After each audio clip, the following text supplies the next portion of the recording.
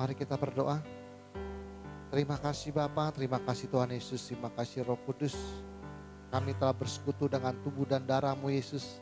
Sebentar kami akan mendengarkan sebagian daripada kebenaran firman-Mu ya Bapa.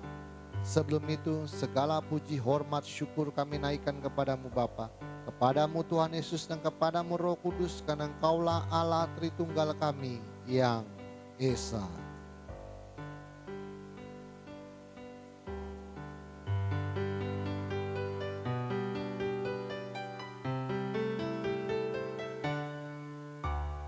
Hormat bagi Allah Bapa, hormat bagi anaknya, hormat bagi Roh penghibur ketiganya yang esa. Haleluya, haleluya, ketiganya yang esa. Haleluya, haleluya, ketiganya yang esa. Ketiganya yang esa. Ketiganya yang esa.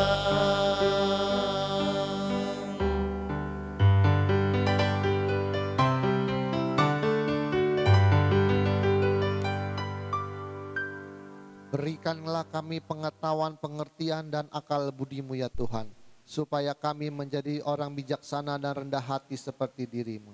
Urapi hamba-Mu pada saatnya Bapa, Kau menjamal ya bibir hamba-Mu Roh Kudus, supaya apa yang hamba perkatakan menjadi kebenaran-Mu yang sempurna di akhir zaman ini Tuhan. Sembunyikan hamba-Mu di balik salib-Mu, biarlah Engkau semakin besar dan hamba-Mu semakin kecil. Persiapkan hati kami, bagian tanah yang subur di dalam hati kami, supaya firman-Mu yang berbentuk logos tulisan mati menjadi rema dalam kehidupan kami.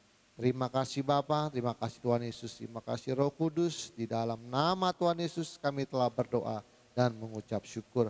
Haleluya, kita yang percaya katakan amin. Mari kita ucap salam kita, 1, 2, 3. Salutam en Christo en dunameon energemata.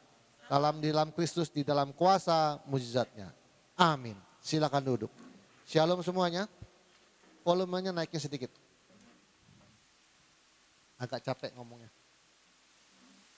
Oke, ini hanya mengulang saja, mengingatkan. Tadi bahasa rohnya sudah ada. Udah ada 2 bulan ada bahasa roh. Tadi sudah ada, diingatkan bahwa semua yang terjadi diizinkan Tuhan. Karena memang kalau banyak duit pasti nggak ngandalin Tuhan, beres semua. Tapi kan udah dibilang, aku benci orang yang mengandalkan dirinya sendiri. Memang kita harus seperti ini. Kalau enggak udah pasti loncat kita semuanya. Udah loncat, udah capek soalnya. Manusia itu kalau capek bisa loncat Pak. Ya kan, yang penting ada kekuatannya aja. Jadi dari bahasa orang sudah mengingatkan bahwa kita memang harus ini untuk membentuk menjadi lebih sempurna.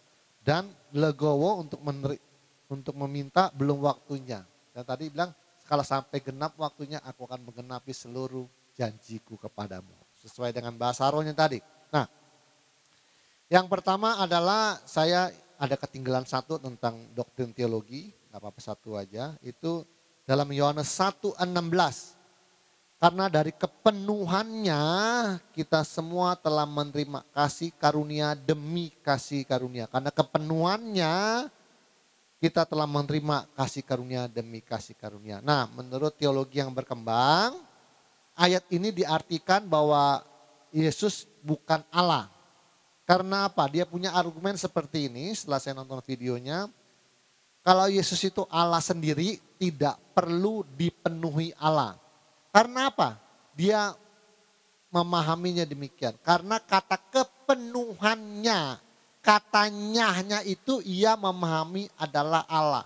Jadi dia memahaminya karena dari kepenuhan Allah gitu, kita semua telah menerima kasih karunia demi kasih karunia. Jadi nyahnya itu nyah Allah. Padahal yang dengan kata nyahnya itu sebenarnya adalah menunjuk kepada dirinya Yesus sendiri, bukan kepada Allah. Nah, apa arti sebenarnya kata kepenuhannya? Katanya di sini bukan berarti Allah. Katanya menunjuk pada diri Yesus sendiri. Nah, dalam King James itu lebih jelas 1:16, and of his fullness have all we received in grace for grace. His fullness, kepenuhannya, nyanya Yesus, bukan nyanya Allah, nyanya dirinya sendiri. Nah, kalau Anda memahaminya mengapa dia memahaminya bahwa nyahnya itu Allah? Karena dia berpaham bahwa Yesus bukan Allah. Karena Yesus bukan Allah, maka dia menolak kalau Yesus itu adalah Allah. Karena apa? Nyahnya itu nyah Allah. Kalau Yesus dipenuhi Allah, kenapa harus dipenuhi lagi? Yesus itu sudah kepenuhan Allah, kenapa harus dipenuhi lagi? Jadi Yesus bukan Allah. Nah, jadi kalau Yesus Allah harusnya nggak usah dipenuhi lagi, kan udah Allah, ngapain? Nah, nyahnya ini namanya, nyahnya dipahami artinya Allah itu namanya ECGC dalam teologi. ECGC artinya membawa ide pikiran kita ke dalam Alkitab. Ayatnya nggak berubah. Tapi ide kita, apa yang kita pahami ini, kita pahami ayat itu seperti yang kita pikirkan. Cari ayat yang sesuai dengan pemikiran saya dicari. Nah, itu ECGC. Jadi idenya dimasukin ke dalam Alkitab. Nah, yang benar dalam teologi itu harus namanya exegese, XGC. Jadi kita membawa X keluar apa yang menjadi ide Alkitab. Jadi kita kalau mau baca Alkitab itu, kita baca ini maksudnya apa ya. Jangan kita punya ide, oh ini ayatnya nih. Kita punya ide, ini ayatnya, nggak boleh. Kita punya ide, ini ayatnya, itu nggak boleh. Jadi kita memiliki ide kita ke dalam Alkitab. Harusnya dicari ini maksudnya apa. Jadi mengeluarkan arti yang sebenarnya menurut Alkitab. Jangan kita dimasukin ke Alkitab, itu nggak boleh.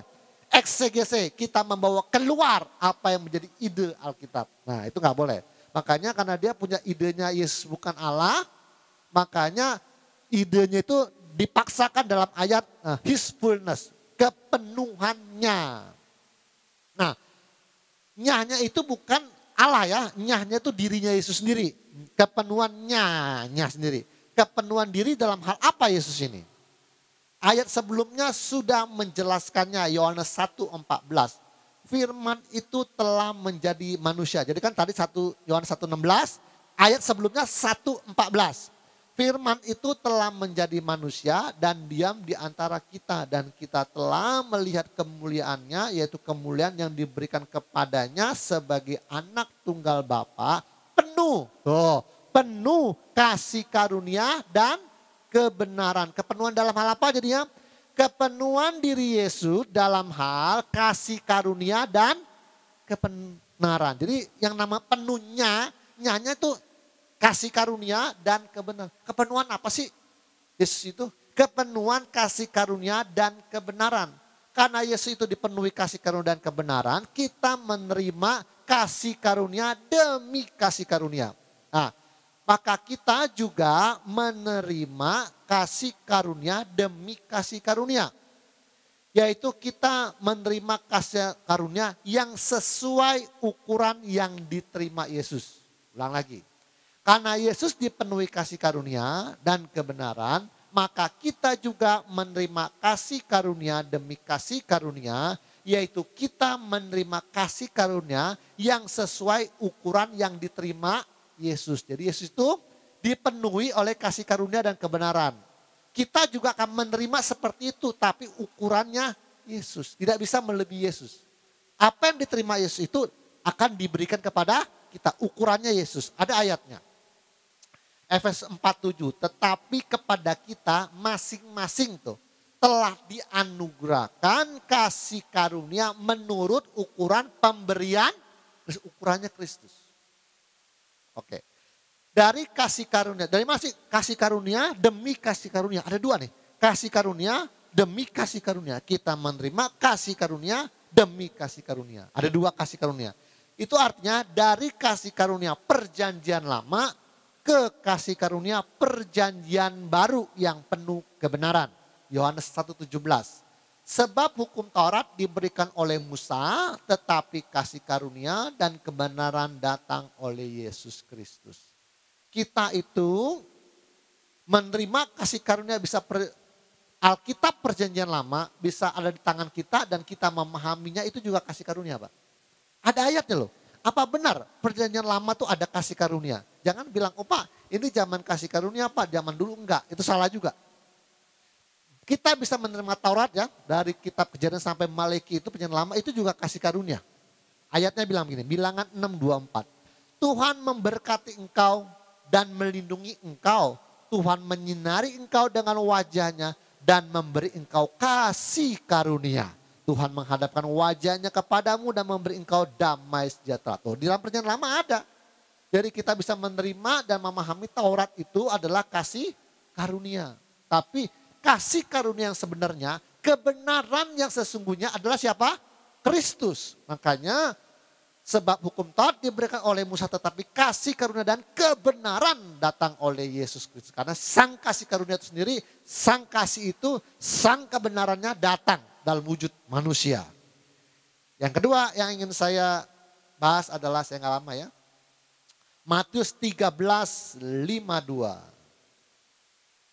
Maka berkatalah Yesus kepada mereka, karena itu setiap ahli Taurat yang menerima pelajaran dari hal kerajaan sorga, seumpama tuan rumah yang mengeluarkan harta yang baru dan yang lama dari perbendarahannya. Artinya apa? Ayo. Yesus berkata, ahli Taurat itu menerima pelajaran dari hal sorga seumpama tuan rumah yang mengeluarkan harta yang baru dan yang lama dari perbendaharaan. Artinya apa? Ada yang tahu nggak? Jadi si ahli Taurat ini kan sudah belajar teologi nih. Waktu Yesus datang, Yesus mengeluarkan dengan Taurat yang sama, mengeluarkan sesuatu yang baru. Ngerti nggak? Pengertian yang baru. Dulu nggak ngerti. Kamu adalah Allah. Waktu Yesus datang, Yesus jelaskan apa artinya kamu adalah Allah. Jadi mengeluarkan sesuatu yang baru. Sesungguhnya aku berkata kepadamu, kalau engkau tidak dilahirkan oleh roh, engkau tidak dapat masuk dalam kerajaan. Itu sesuatu yang baru keluar dari Taurat. Pengertian yang baru, dari itu yang disebut harta yang baru. Setiap ahli Taurat yang menerima pelajaran hal kerajaan sorga dari Yesus, seperti mengeluarkan harta lama dan harta yang baru dengan kitab yang sama, tetapi Yesus mengeluarkan pengertian yang baru. Terus Tuhan itu ngilangin gak pengertian-pengertian yang selama ini mereka pahami? Enggak juga, itu harta lama, tapi cuma batasnya cuma segitu. Yesus keluarkan sesuatu yang baru, dengan tuan rumah keluarkan sesuatu yang baru dari harta, dari yang lama, harta ini keluar yang lama, teologinya yang lama, dan ini yang baru juga. Nah itu maksudnya. Nah saya mau tegaskan hari ini. Demikianlah setiap orang yang mendengar pengajaran ATM, sama kan? Seperti menerima harta rohani yang lama dan harta rohani yang baru dengan Alkitab yang sama. Kita selama ini belajar Alkitab dari Kejadian sampai Wahyu.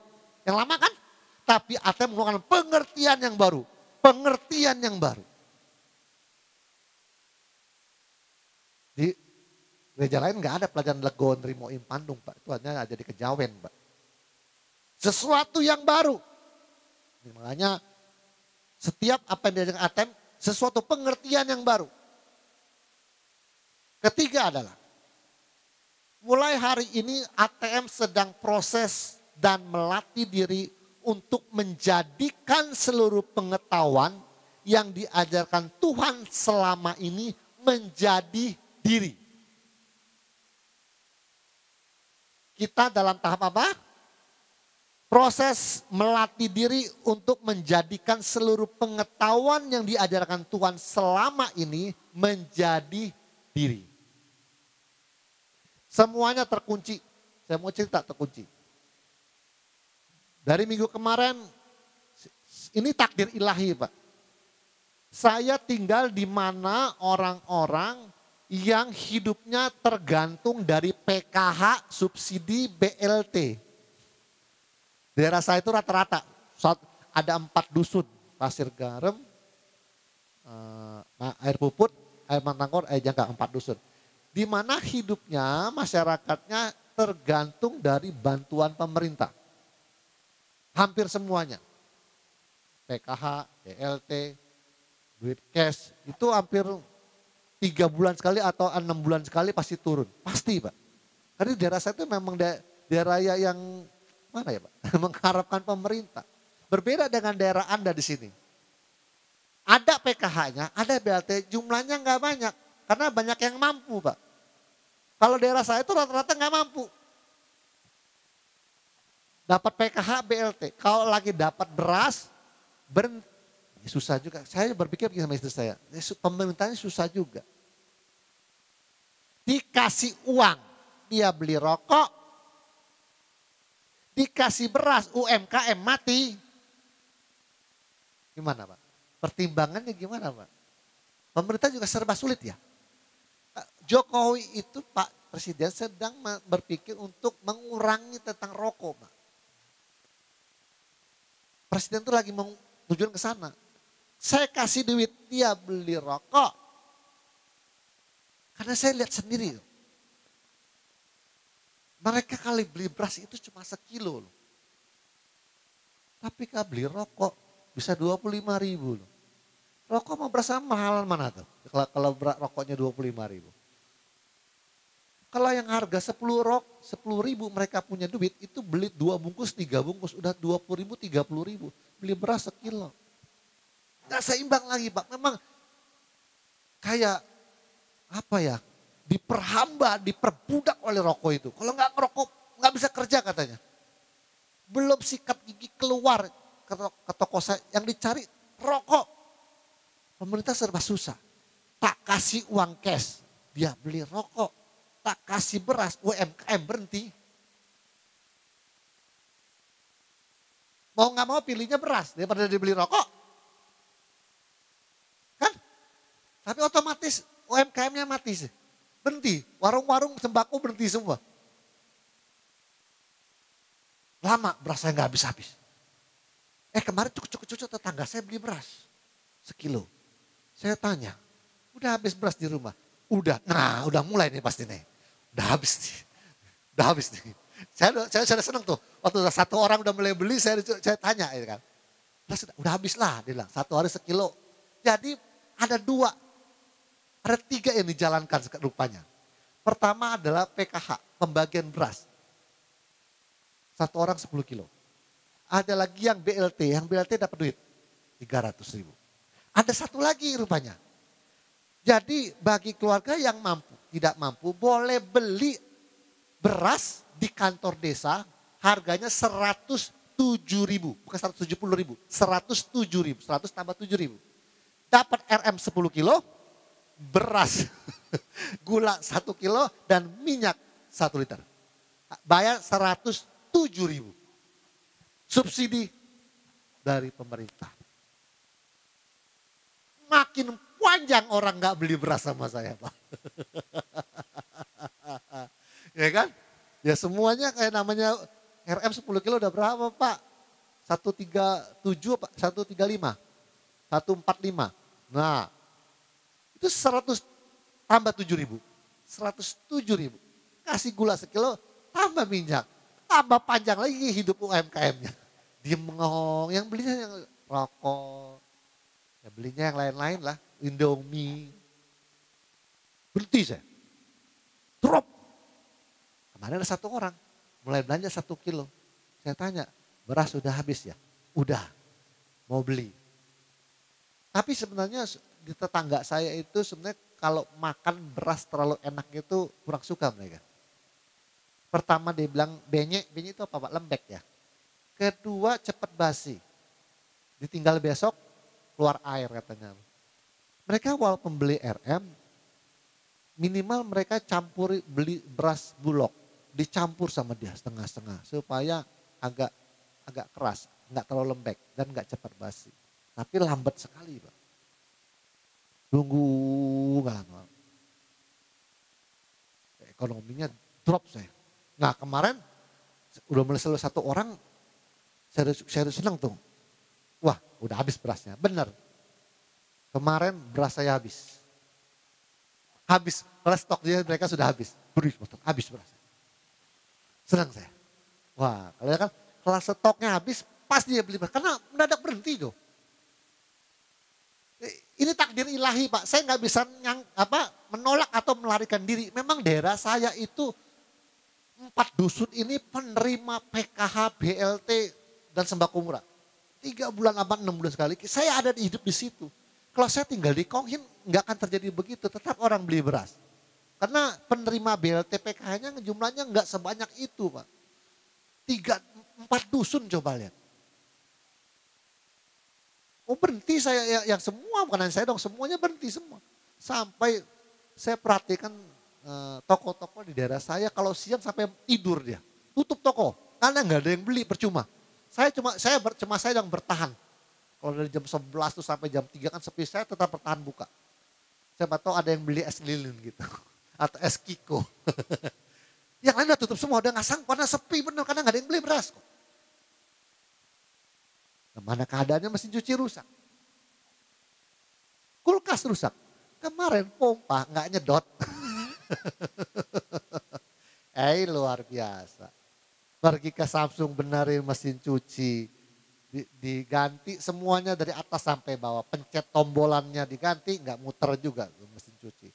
Diganti kapasitornya nggak muter juga. Diganti dinamonya yang baru yang bisa puter, nggak muter juga. Disuruh ganti kabelnya mungkin ada yang putus Pak. Berapa?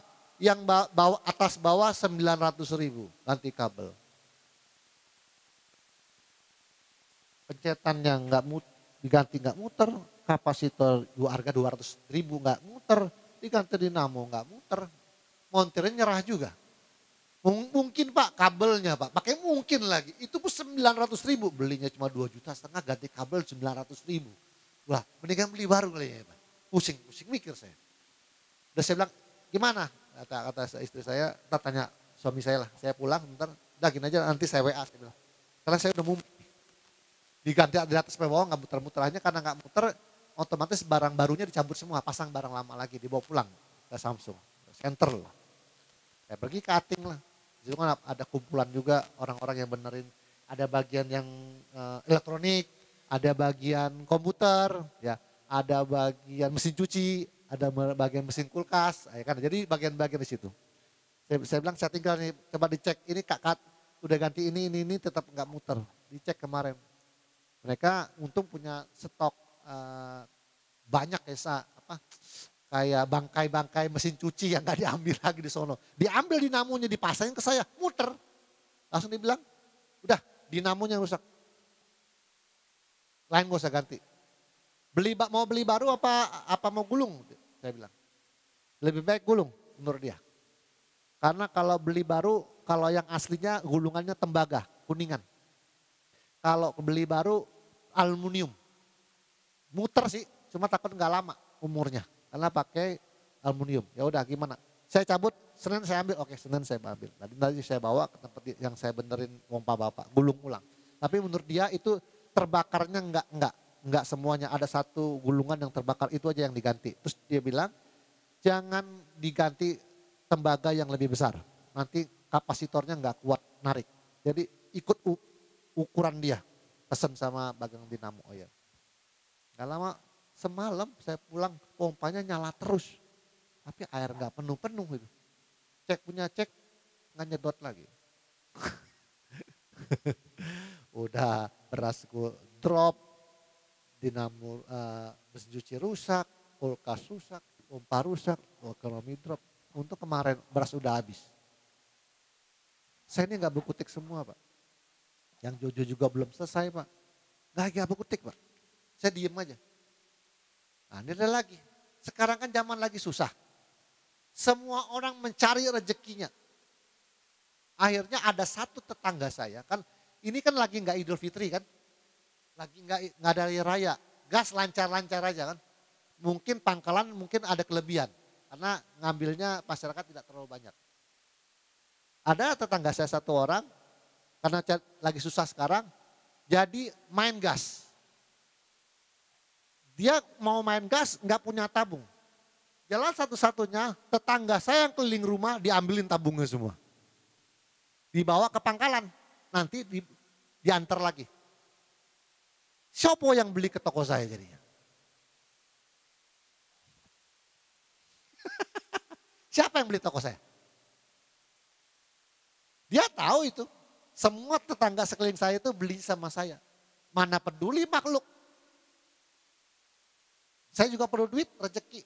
Ya dijemput ke rumah, ditanya, Pak Andres ada punya tabung kosong, diambil. Punya siapa? Diambil. Dibawa semua ke pangkalan, diantar balik sudah penuh semua. Dengan harga yang sama, 25.000. Bapak sebagai yang punya tabung, mendingan terima beres atau gimana Pak? Diambilin, dikata. Terus pertanyaannya siapa yang beli sama saya? Lalu tiba-tiba Tuhan bilang, kamu mau lakukan hal yang sama enggak kata Tuhan? Saya enggak jawab loh. Kamu mau lakukan hal yang sama enggak? Ayo serobot-serobotan, serakah-serakan, ayo berebut-rebutan rezeki. Ayo saya mau lihat kata Tuhan. Tiba-tiba timbul seperti dalam hati saya. Saya diam aja. Rezeki udah ada yang ngatur, katanya enggak boleh marah. Udah, ini proses paling berat Pak. Memang sih kita diproses kalau ekonominya dikunci Pak. Kalau ekonominya luber, melimpah, nggak gampang beresinnya kok. Gampang. Kalau perlu buka pangkalan sendiri Pak. Gampang kan? Gampang loh. Ini nggak berkutik saya. Terus saya tanya, kau lakukan hal yang sama. Ya, jemputlah ke rumah-rumah tetangga, kan gampang kan? Kau ambillah semua. Aku mau lihat itu. Sampai diem saya.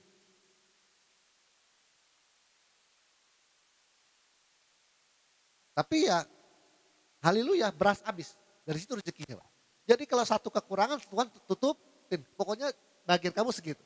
Tapi memang benar kita dalam Tuhan itu sampai rezeki pun diatur Pak.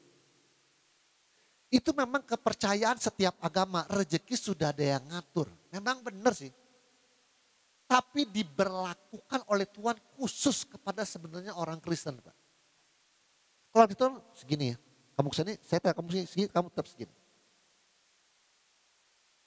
Tapi yang sungguh-sungguh Pak, orang Kristen juga banyak makhluk soalnya. Orang Kristen juga banyak makhluk. Salah-salah di bawah makhluk. Ada yang di bawah, masih 2 level lagi di bawah makhluk. Ada dunia binatang dan dunia persetan dan neraka. Memang di bawah itu masih ada Pak. Ya enggak? Sekarang mau gimana berkutik? Saya diam aja. Sejak ini saya minggu-minggu ini lebih sensitif kepada hal-hal keserakahan. Dulu saya sangat sensitif dengan kata orang bohong. Kayaknya bohong nih ngomongnya. Wah bohong nih. Orang bercanda begini, bohong nih. Sekarang saya lebih beralih kepada keserakahan. Ternyata benar Tuhan lagi nguji saya. Enggak lama yang ngisi galon air si ulang saya airnya habis. Jadi dia enggak ngisi lagi ke tempat saya. Lagi kalang kabut dia, panggil tukang, cocok enggak dapat. Akhirnya dapat juga. Tapi selama dia enggak ngirim, saya kan habis kelabakan juga saya kan perlu rezeki juga Pak. Tapi caranya air galon siapa yang nganter? Kali nginter bisa 25 galon, 30 galon, pakai raga gempor Pak.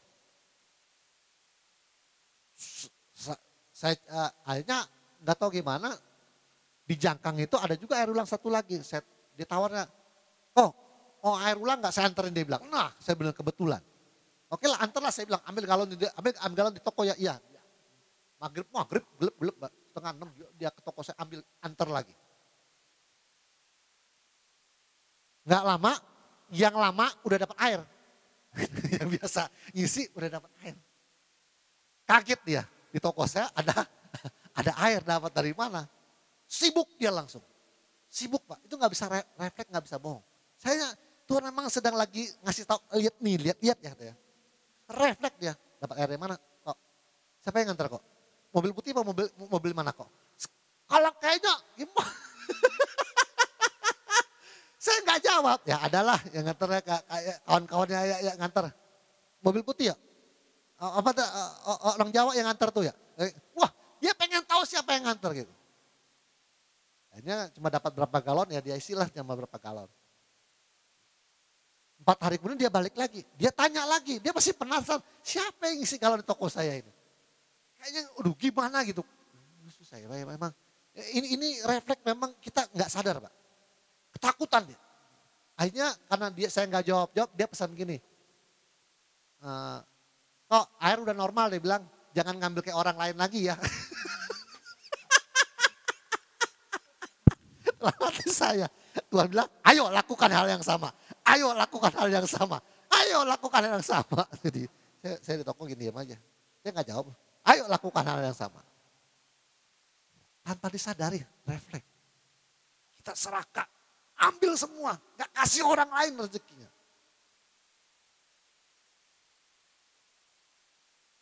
Ya namanya saya kosong, kamu gak ada kan saya ngambil sama orang lain.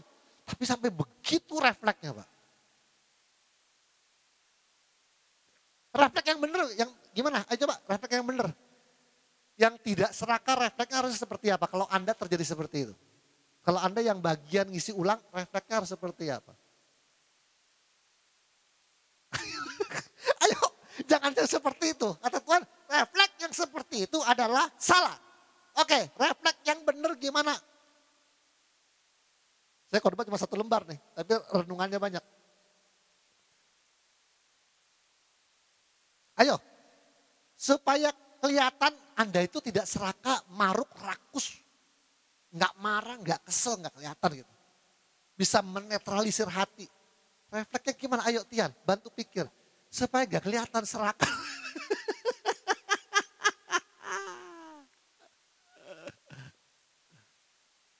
Ayo, kalau saya berpikir begini refleksnya. Kalau saya ngantar, oh udah ada yang nganter, oh ya nggak apa-apa lah, kan saya kemarin juga belum nggak ada air. Ya. Tapi ini udah normal kok, nanti saya sering nganter sinilah. Tuh, lebih tenang pengendalian, nggak kelabakan itu. Sampai dipesenin jangan ngambil teman-teman. Kelihatan bener, itu nggak bisa bohong. Jadi kalau kita jawab tenang, oh ya maklum lah saya kemarin nggak ada air, jadi saya belum selalu mengantar, nggak apa-apa, engkau ngambil sama orang lain aja. Lihat, jadi kelihatan perkataan kita lebih ikhlas. Memberikan rezeki karena kita tidak sanggup memenuhi.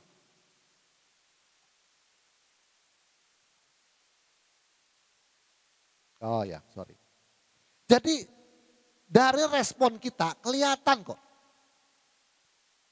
Kan kita harus menerima ikhlas. Kita kan tidak bisa memenuhi langganan kita. Dia ambil sama orang, oh ya nggak apa-apa kok. Ya kita kemarin juga nggak ada air, sekarang udah normal kok. Cukup sampai di sini. Nggak perlu dipesenin. Lain kali ambil sama saya kok. Kelihatan. Kan kalau dia bagian rezekimu, dia pasti tetap ngambil sama kamu dong. Ya nggak apa-apa. Saya kemarin memang susah air, nggak dapat airnya kering. Sekarang tapi udah normal kok. Ada berapa kok ya? Ada 5 galon. Oh ya 5 galon isi aja. Jalan.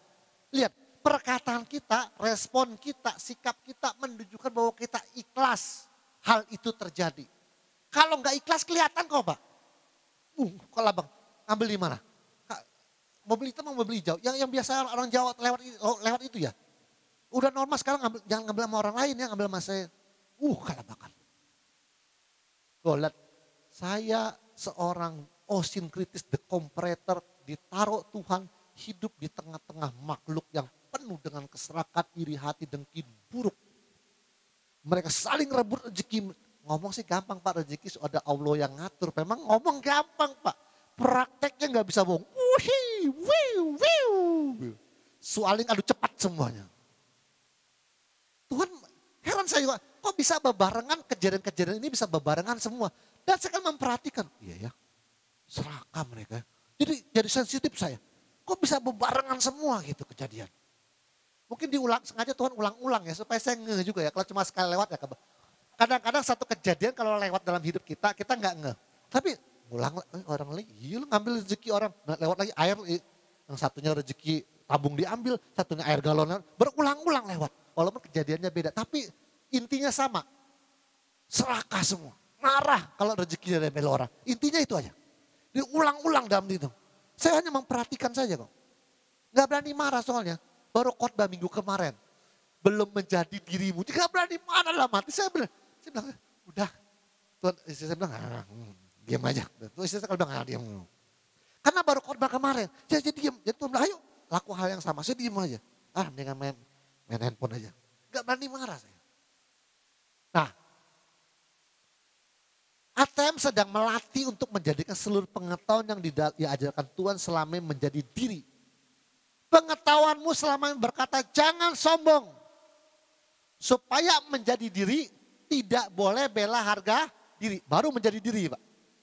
Kalau harga dirimu tolak marah Pak. Belum menjadi. Orang yang marah itu sebenarnya sedang mau menghukum orang. Tapi hukuman halus. Kalau hukuman pukul itu kasar. Orang yang mau marah itu dia sedang memuaskan yang adalah menghukum kamu dengan kemarahan loh. Benar gak Pak? Cuma kan gak main fisik. Tapi kalau orang dimarahin itu enak gak? Nah dia sedang menghukum kita dengan marah. Kita harga dirinya disentuh. Kita mau marah. Sebenarnya sesungguhnya coba renungin baik-baik. Kita sedang menghukum dia dengan marahnya kita. Emang enak dimarahin orang? Menderita, kan gak boleh menciptakan penderitaan. Waktu kau menciptakan penderitaan, kau sudah hukum orang gak? Iya. Dalam bener ya kesalahan. Tuhan udah gak mau lihat lagi yang di luarnya ATM. Yang sedang diperbaiki ada yang di dalamnya sekarang. Ini tahap terakhir mungkin mudah-mudahan insya Allah. Saya ngomong insya Allah, takutnya masih panjang nih. Ya, insya Allah terakhir Pak. Karena sedang memperbaiki bagian dalam. Oke, jangan serakah. Supaya menjadi diri kita tidak boleh marah jika di bagian kita diambil orang. Supaya menjadi diri kita, setiap bagian kita diambil orang tidak boleh marah. Ikhlas. Pengetahuannya adalah jangan bohong. Supaya menjadi diri kita tidak boleh keluar kata-kata dusta. Menjadi diri kita.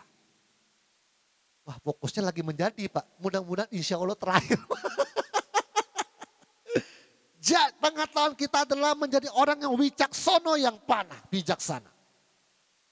Supaya menjadi diri kita tidak boleh merasa menderita jika orang berkata jujur. Kejujuran menyakitkan. Gak boleh. Kalau kamu sakit kamu pasti marah orang nanti. Itu menjadi diri. Pada akhirnya adalah sebuah kebenaran mutlak. Yang selama pengetahuan ini. Selama kebenaran yang saya ajarkan kepada kalian. Pada akhirnya adalah sebuah kebenaran mutlak bahwa moha, ketidaktahuan, loba, keserakahan, dosa, kebencian telah menguasai hati manusia secara penuh dan tidak ditemukan manusia yang lepas dari ketiga hal ini. Gimana dengan ATM? Ini pengetahuan lama, lagi moha. Tapi dengan kejadian ini, dengan keadaan kita, Rima ini baru mau menjadi. Ulangi lagi, biar mantap. Pada akhirnya adalah sebuah kebenaran mutlak bahwa moha, ketidaktahuan. Gak tahu Pak, bercanda, bohong. Bercanda dengan bohong itu banyak kan gak tahu Pak. Masa sampai begitu-begitunya acan sih. Masa ngefrank gak. Karena ketidaktahuan. Moha itu sama dengan ketidaktahuan boleh. Kebodohan batin boleh. Kegelapan batin boleh. Kekotoran batin boleh. Moha itu bisa diartikan beberapa. Ketidaktahuan, kebodohan. Namanya gak tahu ya bodoh. Namanya bodoh ya gelap hidupnya. Kan sama kegelapan batin, kebodohan dan ketidaktahuan. Orang selama ini kan gak tahu bahwa aborsi itu adalah bagian daripada pembunuhan. Berapa banyak orang yang married back accident, digugurkan.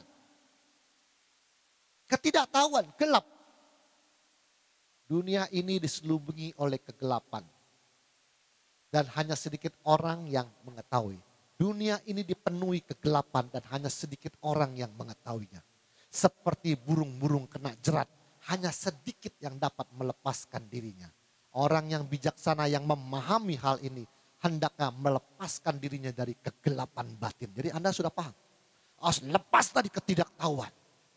Yang kedua, loba, keserakahan, iri hati, marah, dan dosa, rasa ketidaksukaan, kebencian. Ini orang paling bebel nih kalau dibilang. Benci bener kayak. Benci aku. Benci kan tuh Pak? Rasa ketidaksukaan. ketidaksukaan. Benar nggak? Orang berkata itu kita nggak bisa bohong. Itu ada rasa ketidaksukaan. Orang itu dinyatakan tidak punya kasih. Sekali sebenarnya Anda jangan mengalami juga sebenarnya Anda. Anda di sana juga sebenarnya sedang mengalami juga. Prosesnya beda, cuma arahnya sedang sama dengan visinya. Anda nggak punya kasih loh. Di depan orang banyak langsung nuduh orang luar itu. Ini orang luar. Gimana perasaan kita yang mendengarnya? Dipermalukan. Nggak enak dengarnya.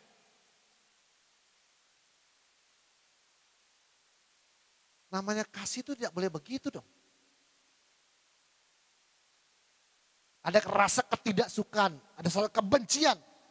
Jadi ketidaktahuan, keserakahan, kebencian telah menguasai hati manusia secara penuh. Dan tidak ditemukan manusia yang lepas dari ketiga hal ini. Baru ATM, Pak. Ini sudah tahu ya, dalam teologi yang berkembang sudah dipecat dari ketua BMPTKKI. Sudah tahu ya? Nah, pecat. Nggak lama karena rapat kemarin dipecat, diputuskan, suratnya mau dinotariskan supaya punya kekuatan hukum. Dia rapat sendiri, Pak. Bikin rapat tandingan, Pak. Jadi bahan kenyai orang. Katanya tidak menginginkan dunia lagi. Tidak menginginkan apapun. Kekuasaan masih mau dirapatin. Udahlah. Saya jujur, jangankan organisasi besar, organisasi kecil aja kalau ada anggota-anggota saya, orang yang di ruangan ini kalau saya tidak menginginkan saya mengajar di sini, langsung saya tutup, Pak. Karena orang tuh tidak menginginkan saya lagi, untuk apa saya pertahankan, untuk apa rapat-rapat lagi. Kalau orang lain tidak mau mendengarkan saya, tidak mau dipimpin oleh saya lagi, udah tutup langsung selesai, kok gampang. Untuk apa maksain diri? Sorry tisu, minta.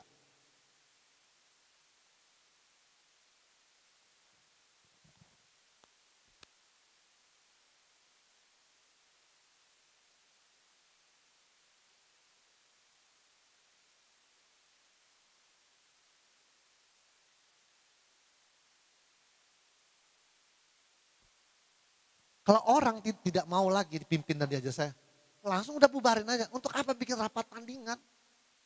Kekuasaan, tata, popularitas nih. Ya, oke, di kelasnya Kristen mungkin nggak mau lagi main wanita lah. Tapi tata, kekuasaan, apalagi kekayaan dan popularitas nih. Telah mengikat hati manusia. Manusia tidak mau, Pak. Punya tiga hal ini nggak mau ditundukin, Pak. Kaya, kuasa, popularitas. Nggak mau ditundukin, Pak. ATM harus mau tunduk walaupun populer. ATM harus mau tunduk walaupun punya kekuasaan tangannya sakti. Jadi kalau orang nggak mau lagi dipimpin sama kita, untuk bikin apa lagi rapat-rapat? Tak bubarin tanda tangan saya kalau saya. Kalau nggak boleh melekat, Pak.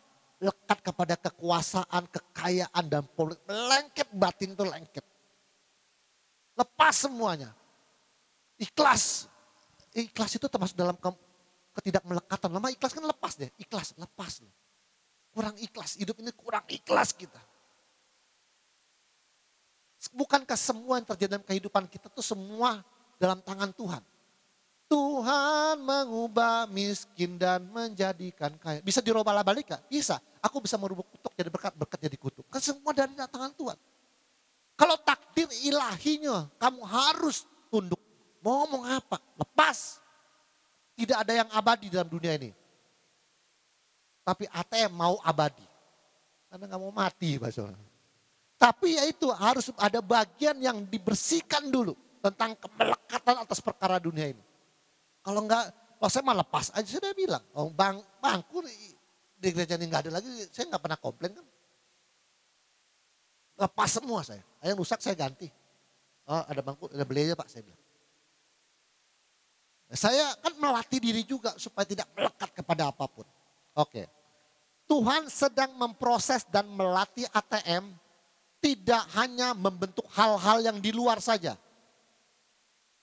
Tentang toto kromo, sopan santun, ucapan dusta, berzina, mencuri, memukul. Ini hal-hal di luar nih, kasar bener nih. Jika dilihat dari luarnya saja, agama lain pun akan banyak keunggulannya masing-masing. Dan setiap negara dan bangsa akan berbeda-beda standar kebenaran dalam sopan santun dan etikanya. Benar nggak? Setiap bangsa dan negara punya standar kebenaran tentang sopan santun dan etikanya. Kalau mau dipandang luarnya aja, emangnya cuma orang Kristen yang tidak berzina? Banyak loh orang yang tidak berzina, orang agama yang benar-benar sungguh-sungguh. Apakah hanya orang Kristen doang yang mengerti tentang sopan santun, tata krama? Enggak. Agamanya mungkin lebih unggul dari kita. Tapi haleluya, kita sudah selesai yang kasar-kasar yang di luar ini. Lihat nih, Tuhan lagi arah ke sini. Siapa yang tahu orang yang bertotok romo tetapi dalam hatinya merendahkan orang lain? Siapa yang tahu? Monggo, tapi dalam hatinya. Siapa? Dalam hatinya begitu, siapa yang tahu? Menurut Anda, luarnya totok romo sopan santun, kalau dalam hatinya merendahkan orang lain, masuk liang kubur enggak? Iya, karena yang nilai Tuhan. Liang kubur itu yang nilai Tuhan. Kau bisa mengelabui manusia dengan sopan santun. Siapa yang tahu dalam hatinya itu merendahkan orang lain? Siapa yang tahu? Siapa yang tahu orang yang bicaranya lemah lembut tetapi hatinya pendendam? Siapa yang tahu? Tapi juga kadang-kadang kita bisa tahu. Dia sih ngomongnya emang lemah lembut Pak, tapi pendendam Pak. Kita ngomong aja, diungkit-ungkit terus. Ada yang kelihatan, ada yang kelihatan. Tapi ada yang gak kelihatan kan? Siapa yang tahu yang gak kelihatan itu? Anda mau lulus sampai receh dan tidak mau mati dan tidak mau sakit. Dalamnya yang harus dinilai Tuhan. Dalamnya. Tuhan gak mau lihat luarnya lagi. Masa sekelas ATM masih main pukul, marah orang, sinas. Kan luarnya kasar, mencuri. Itu mah luar itu. Siapa yang tahu? Siapa yang tahu orang yang pandai menasehati tetapi dalam hatinya penuh kebencian? Siapa yang tahu? Setiap orang berkata salah, timbul rasa ketidaksukaan di dalam hatinya kepada orang itu. Siapa yang tahu? Ya diem aja, tapi dia gak suka sama kamu. Siapa yang tahu? Ujung-ujungan tahu udah berapa bulan baru tahu, oh dia gak suka sama saya, rupanya sentimen selama ini. Kan baru tahu. Bisa-bisa juga gak tahu atau gak ketemu lagi sama dia. Tapi siapa yang tahu dia gak suka selama ini? Nah, kejadian istri saya juga gitu ya. Siapa, kisah kamu gimana? Akhirnya berapa tahun kemudian baru tahu siapa yang menjegal. Siapa yang tahu kan gitu. Mau cerita nggak? Mau cerita nggak? Nggak usah. Nah ini juga kasusnya. Bertahun-tahun dituduh, difitnah. Menjelekkan orang lainnya. Bingung dia dulu waktu kita dulu. Bingung siapa yang bikin fitnah ini? Siapa yang tahu? Tapi walaupun kebongkar juga setelah beberapa tahun kemudian, tapi kan lama. Ya makanya 8 tahun loh. Makanya Tuhan lagi siapa yang tahu orang yang pandai menasihati tetapi dalam hatinya penuh kebencian. Siapa yang tahu orang yang suka membantu orang lain tetapi dalam hatinya ada kepahitan. Siapa yang tahu? Mengapa orang yang sombong dan pembenci itu selalu berargumen jika diberitahu keburukannya? Karena setiap orang akan berpikir bahwa orang yang di hadapannya tidak mungkin tahu apa yang di dalam hatinya. Makanya dia coba ngeles dengan pikiran dan ucapannya. Nangkap loh? Kenapa orang ketika tahu buruk itu orang gak terima? Karena kamu belum tahu hati saya, kamu gak tahu, hanya Tuhan yang tahu itu. Karena dia berpikir lu gak mungkin tahu, walaupun gue sudah benci sama lu gak bakal tahu gitu. Gue ngeles pakai pikiran, pakai ucapan gue nih, argumen saya begini itu. Karena dia berpikir lawan bicaranya gak akan tahu, saya ini gak suka sama kamu. Gak tahu kita. Sering ketemu orang, tapi kalau depan saya kayaknya baik Pak. Gak nyangka ya, dia jelek-jelekin saya di belakang. Tuh, siapa yang tahu?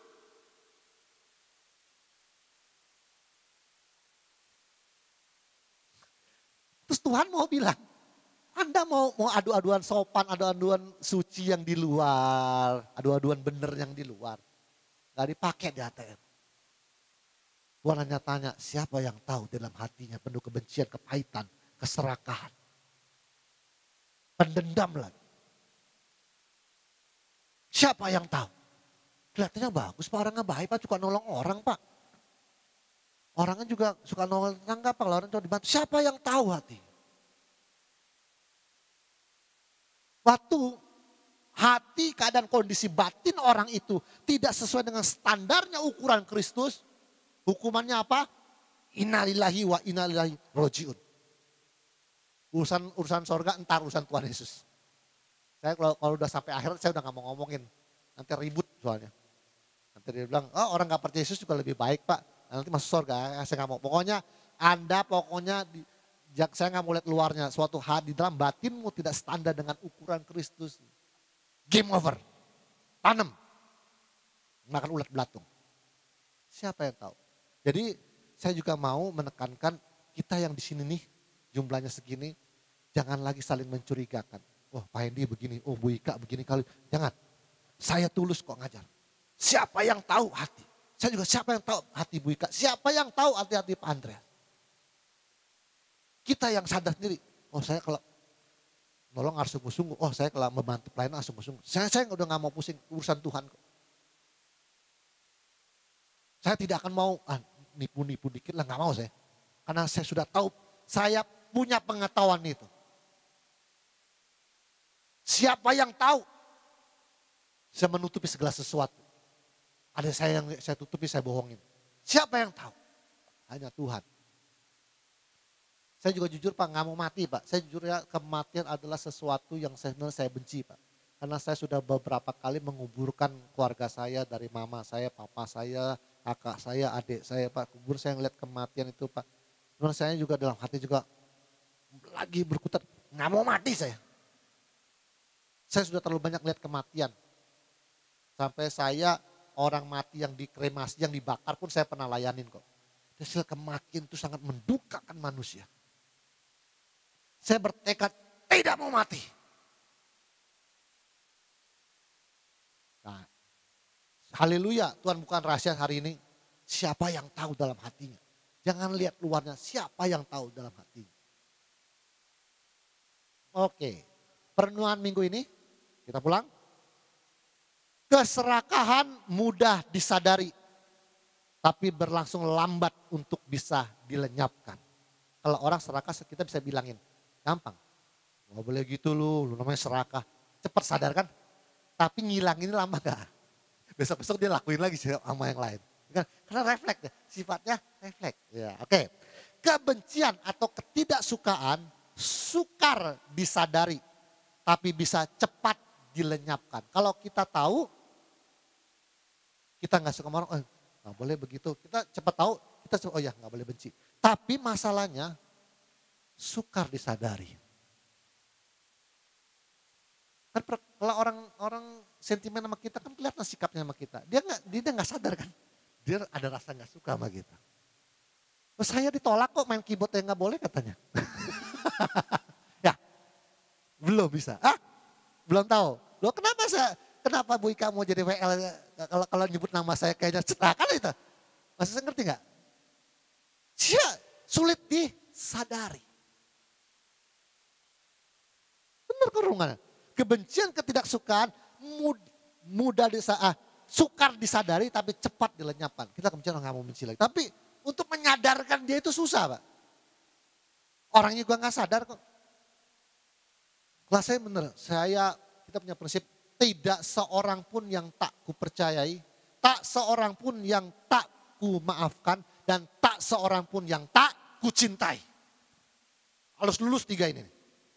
Jadi tidak ada seorang pun saya katakan. Tak seorang pun yang tak ku percayai, tak seorang pun yang tak ku ampuni, dan tak seorang pun yang tak ku cintai. Tak seorang pun ya. Terakhir, moha, kebodohan batin. Kebodohan batin itu sukar disadari dan berlangsung lambat untuk bisa dilenyapin. Moha, ketidaktahuan. Sukar disadari. Makanya dikasih tahu susah Pak. Pengetahuan ATM masuk ke postpay susah. Ini nggak boleh. Masa begitu-gitu acan sih. Ini nggak begitu acan. Sukar sekali disadari. Bisa lenyap tapi itu prosesnya pun lambat. Ketidaktahuan kebodohan ini. Sukar sekali.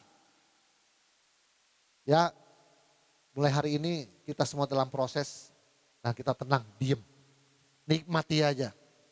Karena hari ini sudah disegarkan sedikit dengan bahasa roh dan kita berlatih setiap hari.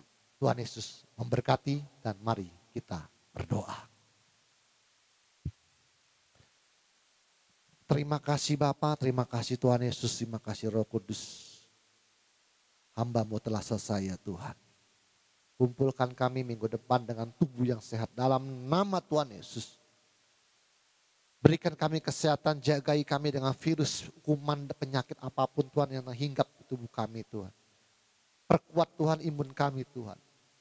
Supaya tidak ada segala penyakit yang menyerang kami. Membuat ibadah ini ada berhenti dan libur Tuhan. Dalam nama Tuhan lindungi kami.